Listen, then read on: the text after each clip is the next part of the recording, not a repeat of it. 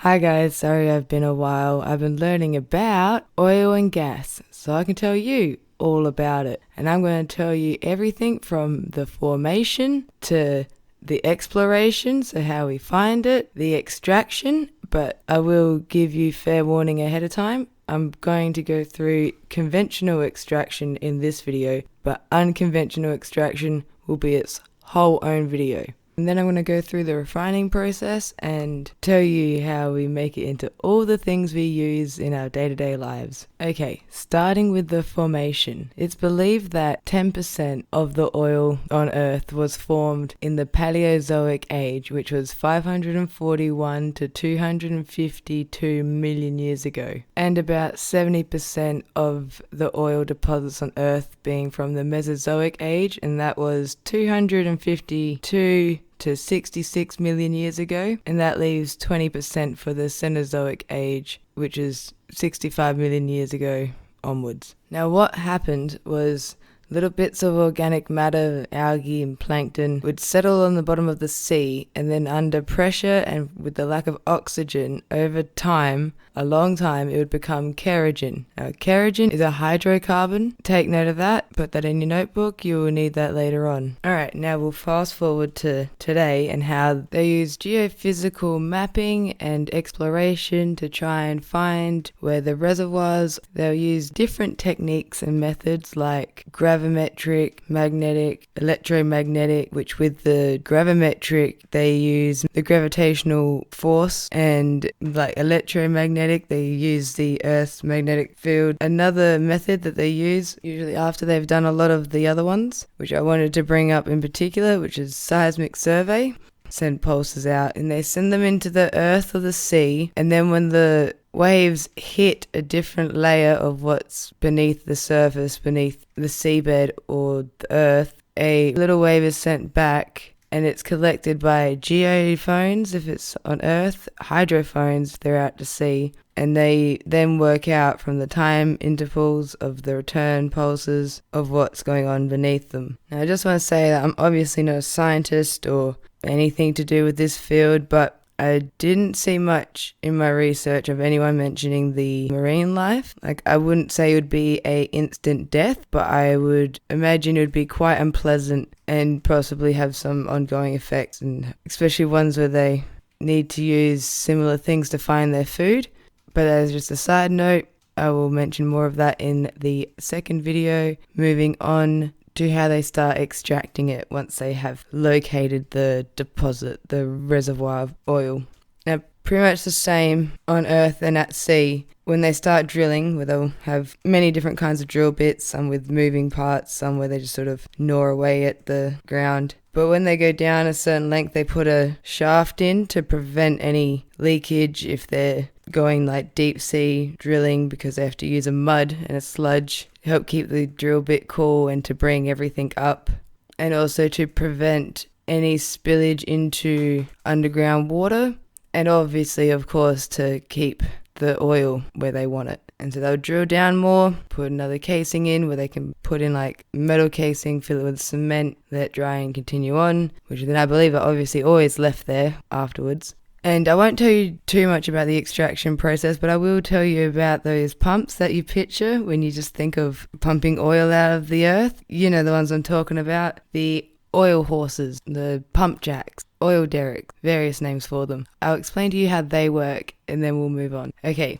They have a prime mover, fancy way to say a motor, which then moves the crank, which moves the long main part of it, the walking beam, which sits on top of the Samson post, which are the A-frame legs. And then at the end of the walking beam, where the head is, where that weighted part is, that's where the sucker rod is. Now that goes down the well, and there are two valves, one at the bottom of the valve, the standing valve, and one at the bottom of the sucker rod called the riding valve. Now when that is going on the downstroke, it is open to allow oil to pass through to be able to then be pumped back up, and the standing valve is closed. And then when it is going on the upstroke and the riding valve is closed to then bring the oil up, the standing valve opens to allow more oil in. Now, once the oil is brought to the refinery by tanker or pipeline, that's when the real important stuff happens. And for me to explain that to you, I need to explain to you hydrocarbons.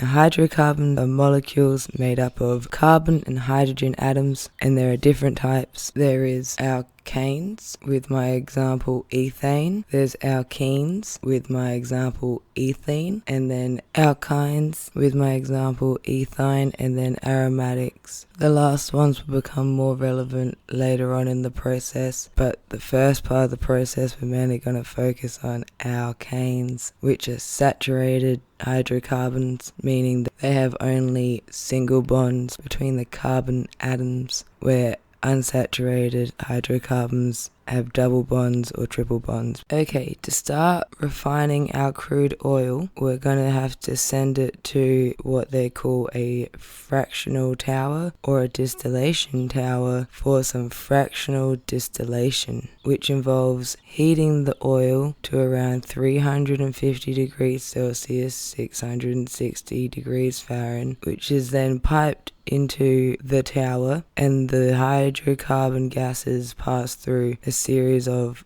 horizontal trays through things I've seen called bubble caps, and the hydrocarbon gases rise up through the tower, and different hydrocarbons condense out when the temperature drops below their specific boiling point. The higher the gas rises in the tower, the lower the temperature becomes. So your gases with 1 to 4 carbons will come up at the top, and then a little bit lower down where the cooling point will be around 110 degrees Celsius, 230 Fahrenheit, naphthas, which is gasoline, petrol, and then with a higher cooling point at 180 degrees Celsius, 350 degrees Fahrenheit, that's where you get your kerosenes, 10 to 16 carbon atoms. So I hope you're getting the basic idea of this distillation tower. They heat it up, so it will rise through the tower. The more atoms that the molecule has, the longer the chain, the heavier it will be, obviously, so it will stay at the bottom. Less atoms, shorter molecule chain, the higher up the tower it will go. So coming out of the top of the tower, you'll have your methanes with your 1 carbon atom, and as you go down, that's where you'll have your ethane, propane, butane, pentane, hexane, heptane, octane, and so on. Moving on, a process called cracking is used to produce more of the shorter chain molecules. This process breaks up the longer chains into shorter ones. Okay, but before I go into more detail about how they do the cracking, I'll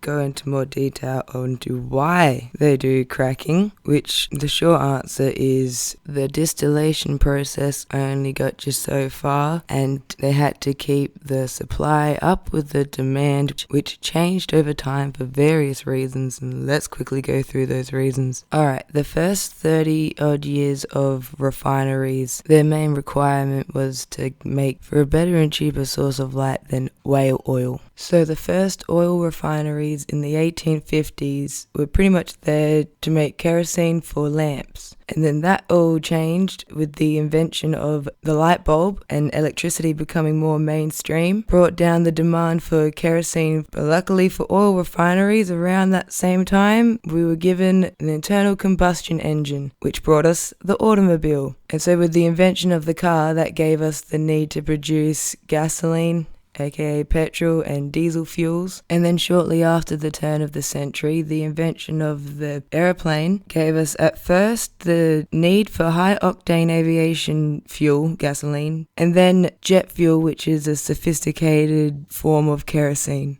And then with mass production and the 2 world wars, this really drove up demand for these fuel products.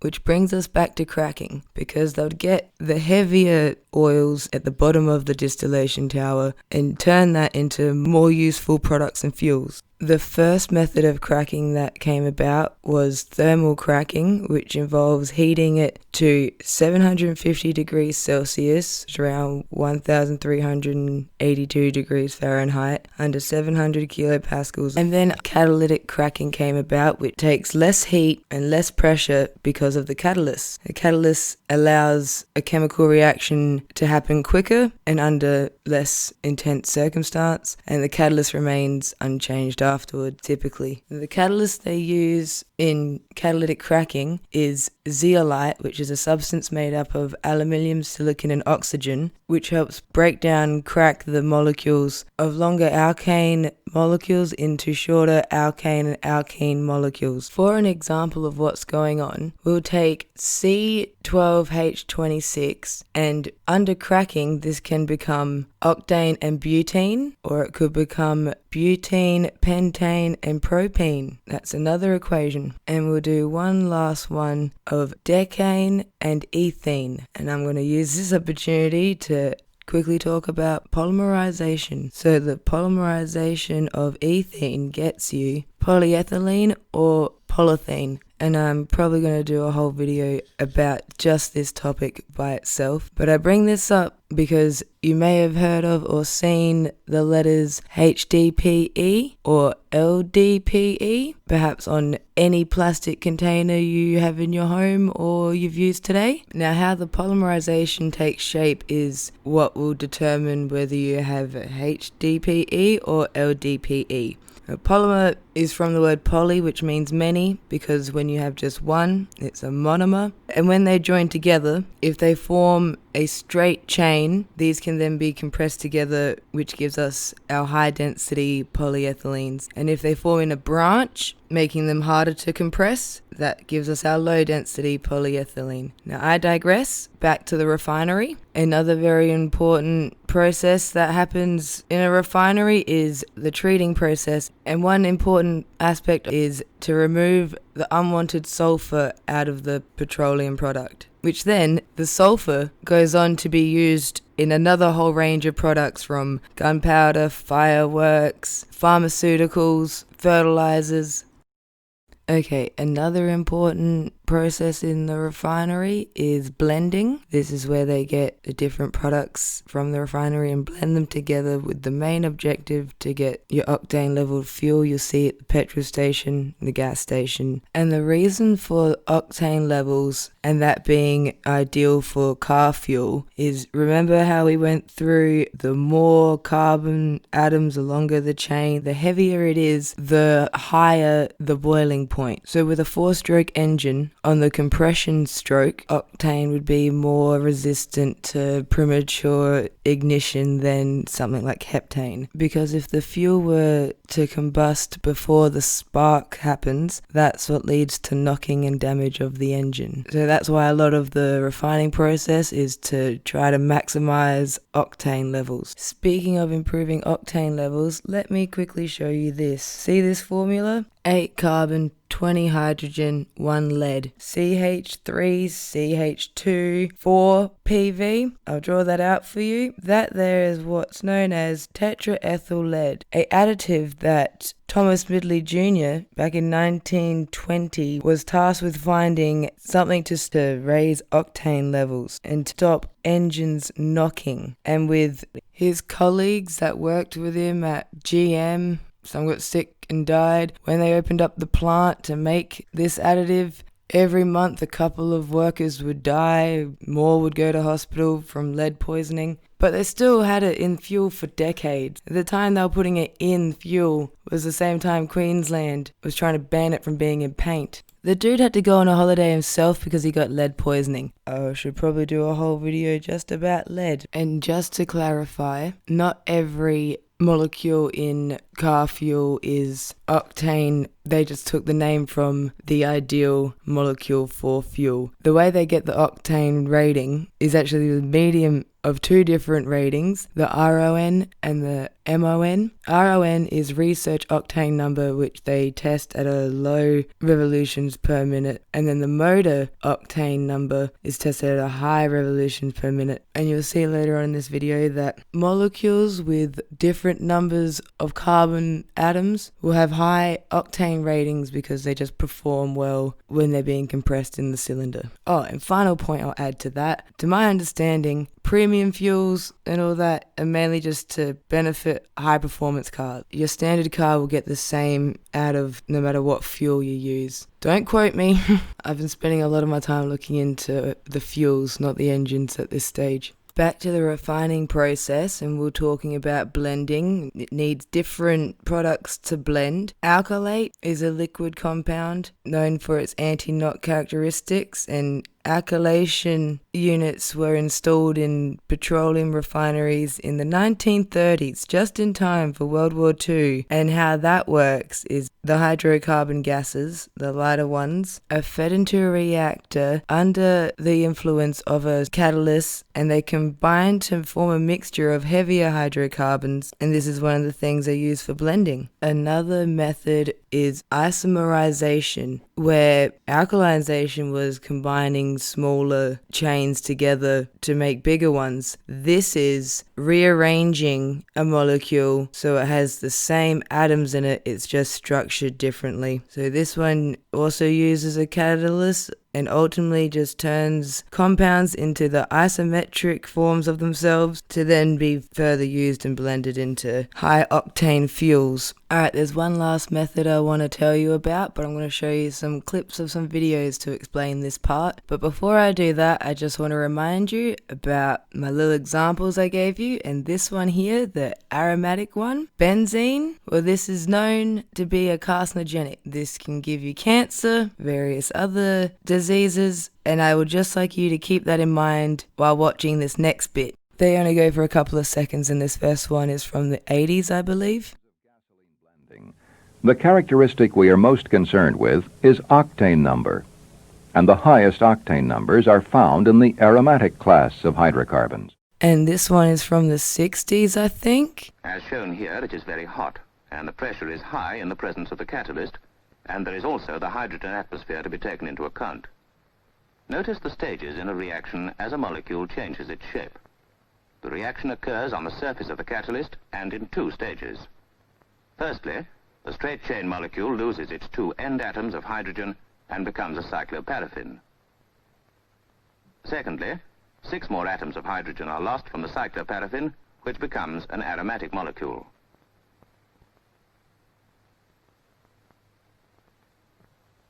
It is by this reaction that the straight chain feed is largely converted to aromatics, and it is the most important of all the reforming reactions. And you'll be able to tell that this next one is really recent, and perhaps you might be able to see why I felt the need to include it. See what they did there. Reforming is a process that increases the amount of gasoline produced from crude oil. One of the products separated in the distilling process is a liquid called naphtha. The number of carbon atoms in naphtha is about the same as the number found in gasoline, but their structure is more complex. Reforming rearranges the naphtha molecule, turning it into a usable, gasoline-like molecule.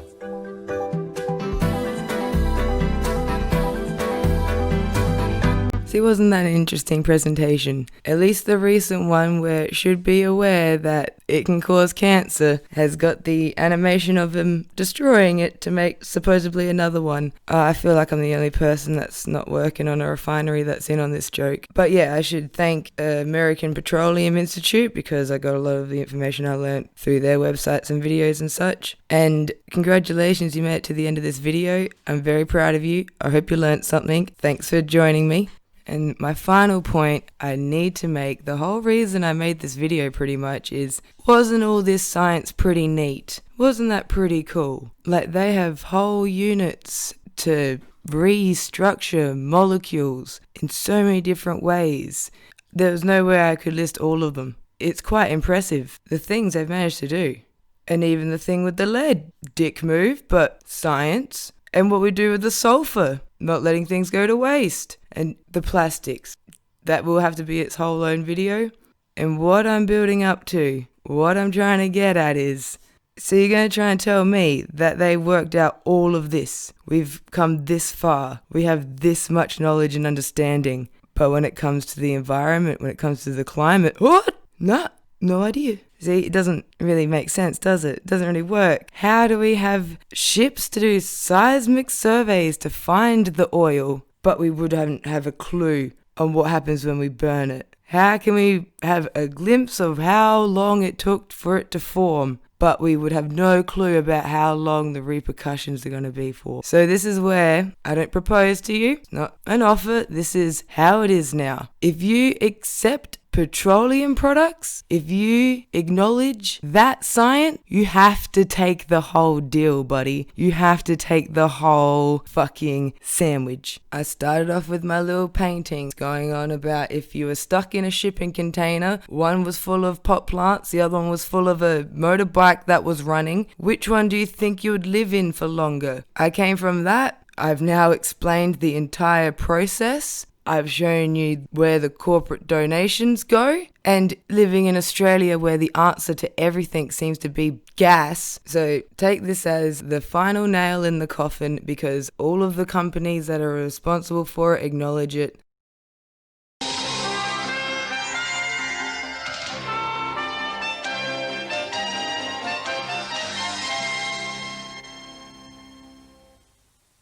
Burn any organic matter, and its content of carbon combines with oxygen.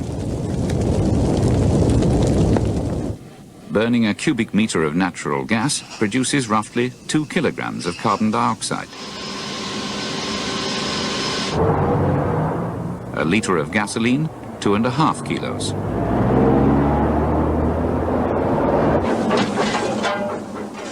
Burn a ton of coal, and you release up to 4 tons of carbon dioxide into the atmosphere.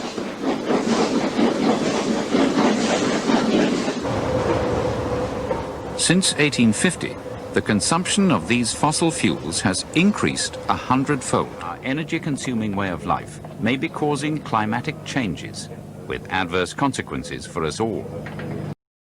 Oh, and by the way, the top 1% of the population makes the same amount of emissions as the bottom 50% of the population. Thanks for watching. Have a good one.